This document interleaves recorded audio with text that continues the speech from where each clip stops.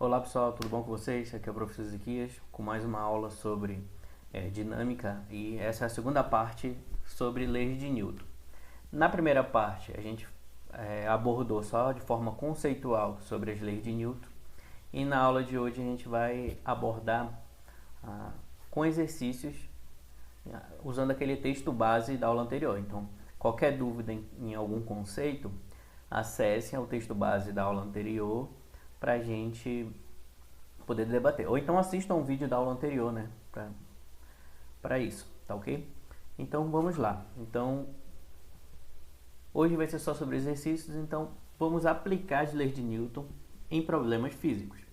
Então, no exemplo 1 ele diz o seguinte: qual o módulo da força resultante, Fr, que comunica ao corpo de massa de 25 kg a aceleração de módulo de 10 metros por segundo? Então ele quer saber qual é a força resultante para um corpo de massa de 25 kg ter uma aceleração de 10 metros por segundo. Para isso a gente precisa aplicar a segunda lei de Newton, que diz o seguinte, que a força resultante em um corpo é igual a massa vezes multiplicado pela sua aceleração. Se ele deu a massa e ele deu a aceleração, logo, vamos substituir, vai ficar 25 multiplicado por 10. 25 multiplicado por 10 é 250. A unidade de força sempre na física vai ser em newtons. Esse N aqui significa newtons. Então, 250 newtons. Então, essa seria a minha resposta. Muito fácil, né? Muito tranquilo. Então, só substituir massa e aceleração e a gente tem a força resultante nesse corpo. Exemplo 2. Qual o módulo da aceleração adquirida, agora ele quer aceleração, tá? Por um corpo de massa de 35 kg, sob a ação de uma força resultante Fr igual a 140 N. Então, é a mesma aplicação usando a segunda lei de Newton, o princípio fundamental da dinâmica, que a força resultante é igual a massa multiplicada pela aceleração. Só que agora ele quer a aceleração, ele quer o módulo da aceleração, ele quer o valor da aceleração positiva. Então, quanto é a força resultante? 140. Quanto é a massa? 35. Como eu quero a aceleração, eu preciso isolar. Esse 35 que está multiplicando vai passar dividindo para o outro lado. Então, minha aceleração tem que ser 140 dividido por 35. Quando eu faço essa divisão, o meu resultado de aceleração dá igual a 4 metros por segundo ao quadrado. Também não tem segredo. Tá? Muito tranquilo. Exemplo 3. Agora que as coisas começam a complicar um pouquinho. Porque agora ele diz o seguinte: um corpo de massa de 2 kg, que seria essa massa aqui, ó, parece uma pedra, está sob a ação de duas forças. Então ele tem uma força F1 aqui, ó, aqui onde eu estou apontando, de módulo igual a 3 newtons, e F2 aqui, ó, nessa direção, de módulo de 4 newtons. Perpendiculares entre si. O que isso significa? Que o ângulo entre eles é de 90 graus. Guardem essa palavra, ó. Toda vez que vocês ouvirem perpendiculares, quando duas coisas são perpendiculares, elas têm um ângulo de 90 graus entre elas. Então, por exemplo, isso aqui, ó, tem um ângulo de 90 graus aqui. Como indica a figura abaixo. Então, tá aqui. Determine a aceleração adquirida pelo corpo. Num problema de lei de Newton, quando existe mais de uma força, a gente tem que primeiro encontrar a força resultante desse problema, certo? Como é que a gente determina a força resultante desse problema? Somando os vetores. Lembre, força é uma grandeza vetorial. Uma grandeza vetorial, ela depende de intensidade, direção e sentido. Ela precisa desses três fatores, tá? Intensidade, direção e sentido. Esse caso aqui é um caso especial para determinar a soma dessas forças para a gente ter a força resultante. Aqui a gente vai aplicar uma regra matemática chamada de regra... nesse caso, como eles são perpendiculares entre si, eles formam um ângulo de 90 graus, a gente vai aplicar o teorema de Pitágoras nesse caso específico. Onde? O que é o teorema de Pitágoras, primeiramente? O teorema de Pitágoras é aquele teorema que diz que o quadrado da hipotenusa é igual à soma dos quadrados do cateto. Isso é só aplicado em triângulos retângulos. Professor, mas aonde tem um...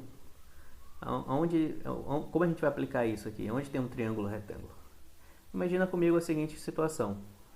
Esquece a parte de baixo aqui e só se liga na parte de cima. Isso daqui é um triângulo e ele é retângulo porque ele tem um ângulo de 90 graus aqui, porque o problema disse que eles são perpendiculares a essas duas forças. Então, é um triângulo retângulo.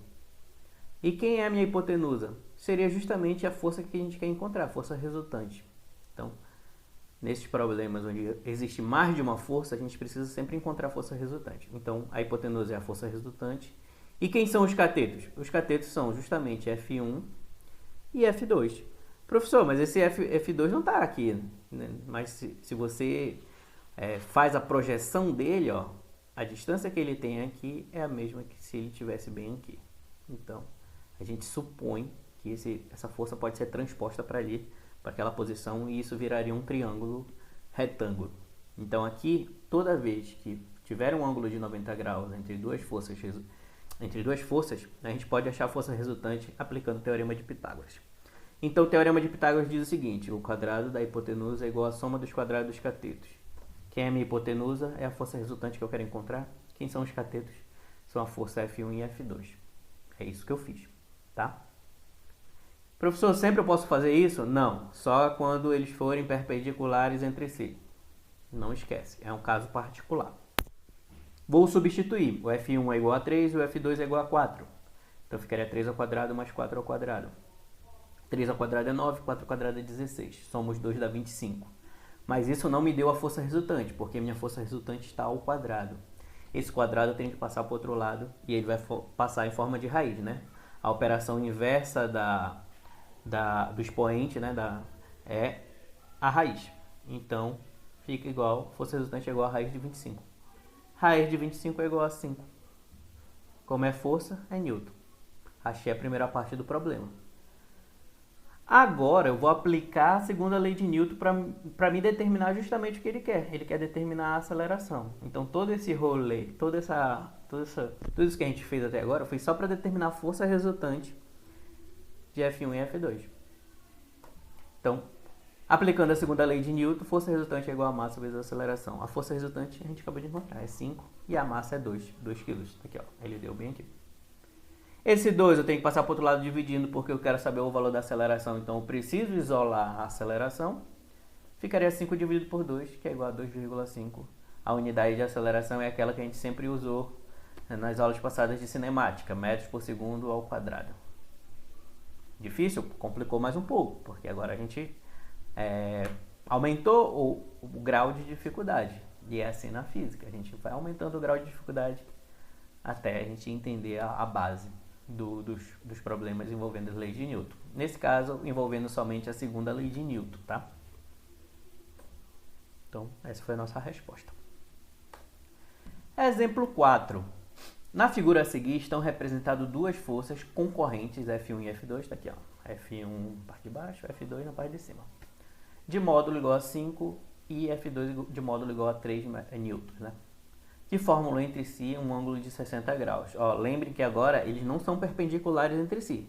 Eles estão formando um ângulo de 90 graus, que é um ângulo qualquer. Então, e estão aplicados a um corpo de massa igual a 35 kg, tá? Determine a aceleração adquirida por esse corpo. Então, é a mesma coisa do exemplo passado. Mas só que agora não é um caso particular. E sim, a gente vai ter que aplicar uma outra regra matemática, chamada de regra do paralelogramo. O que é isso, professor? Vamos imaginar a situação anterior, que é essa regra aqui, ó, onde eu traço duas retas perpendiculares e a minha força resultante vai ser justamente quando eu saio, né, e crio um paralelogramo entre essas duas forças.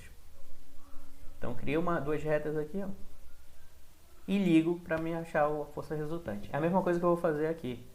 Mas só que para a gente determinar essa força resultante quando é um ângulo qualquer e não um ângulo de 90 graus, ou seja, quando eles não são perpendiculares, eu preciso aplicar essa regra que diz o seguinte, que a minha força resultante ao quadrado tem que ser a soma das duas forças resultantes ao quadrado, né? Ó, lembra, só esse pedaço aqui seria o meu exemplo passado. Mas só que a gente soma mais um termo, que a gente soma duas vezes a primeira força resultante pela segunda, multiplicado pelo cosseno entre esses dois vetores. Isso que diz essa minha regra, a regra do paralelogramo, tá? Então, a força resultante ao quadrado é igual a primeira força ao quadrado mais a segunda força ao quadrado, mais duas vezes a primeira pela segunda, multiplicado pelo cosseno desse ângulo. Tá? É isso que diz. E agora, professor, o que a gente faz? Bem, todos os dados que ele deu para achar a força resultante estão aqui. A gente só precisa de F1, de F2 e do cosseno de 60 graus, que ele deu. O cosseno de 60 ele disse que é 0,5. Eu vou substituir. Ó. Vai ficar como? 5 ao quadrado mais 3 ao quadrado, mais 2 vezes 5 vezes 3, vezes o cosseno de 60. Vou fazer 5 ao quadrado é 25 e 3 ao quadrado é 9. E eu vou fazer essa multiplicação aqui também. 2 vezes 5 é 10, vezes 3 é 30. Então ficaria 25 mais 9 mais 30, multiplicado pelo cosseno de 60, que é 0,5. Já substituí aqui, ó, cosseno de 60 por 0,5. Vou fazer essa multiplicação, 30 vezes 0,5 é 15, então ficaria 25 mais 9 mais 15. Fazendo essa soma dá 49. De novo, minha força resultante está ao quadrado. Não posso, tenho que passar para o outro lado em forma de raiz. Então minha força resultante tem que ser raiz de 49, que dá igual a 7 newtons. Essa foi minha força resultante. Então toda vez que eu tenho um ângulo qualquer que não seja o ângulo de 90 graus, eu tenho que aplicar a regra do paralelogramo, que é tudo isso daqui. Tá? Então, professor, isso daí só é aplicado à força? Não. É aplicado na física em todas as grandezas chamadas de grandezas vetoriais. Então, força, velocidade, aceleração, todas essas são grandezas vetoriais que a gente pode aplicar essa regra e não é necessariamente para a força, né? São todos os vetores, a gente pode aplicar essa regra do paralelogramo, tá? Então, muito cuidado. Achamos a força resultante, né? Que é 7 newtons. Agora é só aplicar a segunda lei de Newton, que diz que força resultante é igual a massa vezes a aceleração. A força resultante foi 7, a massa é 3,5. Esse 3,5 está multiplicando, passa dividindo. Então, minha aceleração é 7 dividido por 3,5, que nesse caso é igual a 2 metros por segundo ao quadrado, tá? Na lista de atividades que eu estou passando, tem algumas questões conceituais que vocês vão necessitar do texto base da aula anterior, tá? Então, se atentem a isso também. E, basicamente, é isso que a gente vai ver na nossa aula de hoje. Espero que tenham entendido, tá, pessoal? Provavelmente, possivelmente, essa é a nossa última aula. Eu, como professor de física de vocês, como poucos sabem, eu passei no mestrado e não tem como eu conciliar o Pedro Gomes com o mestrado e possivelmente eu vou ter que mudar de escola. Eu agradeço a vocês por todo esse tempo juntos, eu aprendi muito. Eu fui o professor, mas vocês me ensinaram muitas lições e eu só tenho a agradecer. Eu me tornei um profissional melhor graças a vocês, tá? E eu desejo tudo de bom na caminhada de vocês. Vocês estão no primeiro ano do ensino médio, então vocês ainda têm muito caminho a percorrer. E eu gostaria que vocês continuassem nessa caminhada, buscando conhecer mais e aprender mais, tá? Qualquer dúvida eu estarei à disposição. E é isso, pessoal. Fiquem bem e continuem seus estudos aí. E quando tudo isso passar, eu prometo ir no Pedro Gomes pra gente se despedir da melhor forma possível, tá? Dando um abraço, mas só quando tudo isso passar. Enquanto isso, desejo sorte a vocês, tá? Fiquem em casa.